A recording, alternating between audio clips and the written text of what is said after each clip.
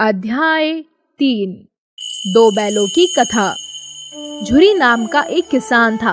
उसके पास 2 बैल थे, हीरा और मोती। दोनों बैलों में बहुत प्यार था। झुरी उनके चारे पानी का बहुत ध्यान रखता था। वह कभी भूल कर भी उन्हें मारता पीटता नहीं था। अतः वे भी झुरी को बहुत चाहते थे। पशु भी प्यार का भूखा होता है। झुरी की पत्नी का भाई गया प्रसाद हीरा और मोती को कुछ दिनों के लिए अपने गांव ले जाने लगा। बैलों को बड़ा आश्चर्य हुआ कि वह उन्हें कहां और क्यों ले जा रहा है। रास्ते में उसने बैलों को बहुत पीटा और घर पहुंचकर उनके सामने रूखा सूखा भूसा डाल दिया, परंतु हीरा मोती ने उसे सूंघा तक नहीं। रात हो जाने पर दोनों बैलों ने वहां से भाग जाने का निश्चय किया। उन्होंने जोर लगाकर रस्सियां तोड़ डाली और भाग निकले। सुबह होने पर झुरी ने उन्हें स्थान पर खड़े देखा तो सब कुछ समझ गया। प्यार से वह बैलों के शरीर पर हाथ फेराने लगा, परंतु झुरी की पत्नी उन्हें देखकर जल भुन गई। उसने उनके सामने रूखा सूखा भूसा डाल दिया, परंतु वे खुश होकर उसे ही खाने लगे। अगले दिन गया प्रसाद फिर आया और किसी तरह उन्हें अपने घर ले गया। अब गया प्रसाद ने उनसे बड़ा कठिन काम लेना शुरू किया। वह उन्हें दिन भर हल में जोतता और मारता पीटता। शाम को घर लाकर मोटे मोटे रस्सों में बांधकर उन्हें रूखा सूखा भूसा देता। वे लाचार निगाहों से एक दूसरे को देखते रहते। गया के घर में एक छोटी सी लड़की थी। वह बैलों की दुर्दशा देखती तो उसे बहुत बुरा लगता। वह रात को चुपके से उन्हें रोटी खिलाती थी। दोनों बैल उसके प्यार के सामने अपनी मार और अपमान भूल जाते थे। एक दिन मोती रस्सी को तोड़ने की कोशिश कर रहा था। वह लड़की आई और उसने दोनों बैलों को खोल दिया। दोनों वहां से भाग निकले। अब हीरा और मोती आजाद थे। रास्ते में उन्हें एक सांड मिला। भागना बेकार था, इसलिए दोनों ने साहस से काम लिया।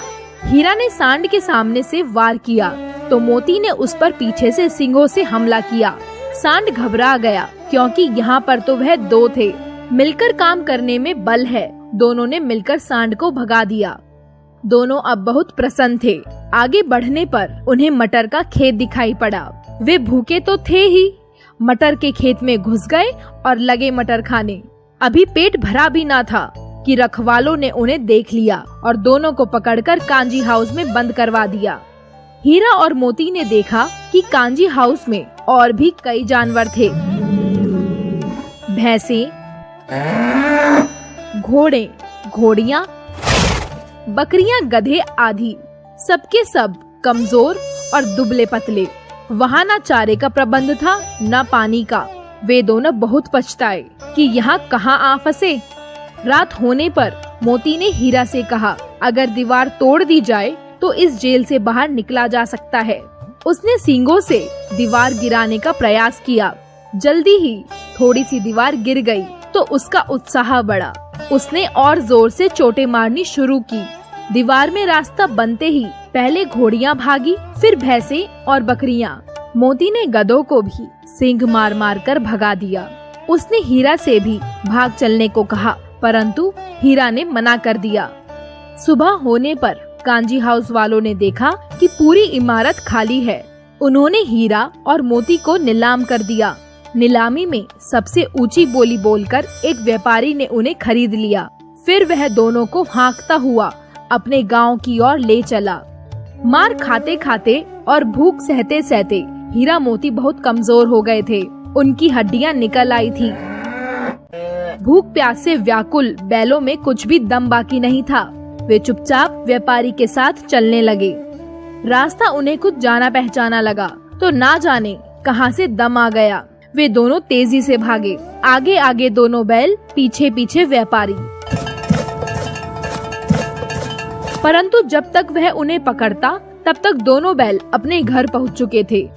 बैलों को देखकर झुरी को बहुत खुशी हुई। वह उनसे लिपट गया। इतने में व्यापारी भी पीछे पीछे आ पहुंचा और उन्हें मांगने लगा। मोती ने आव देखा न ताव, व्यापारी पर झपटा। व्यापारी जान बचाकर वहां से भागा। झूरी की पत्नी भी भीतर से दौड़ी दौड़ी आई। उसने दोनों बैलों के माथे चूम लिए।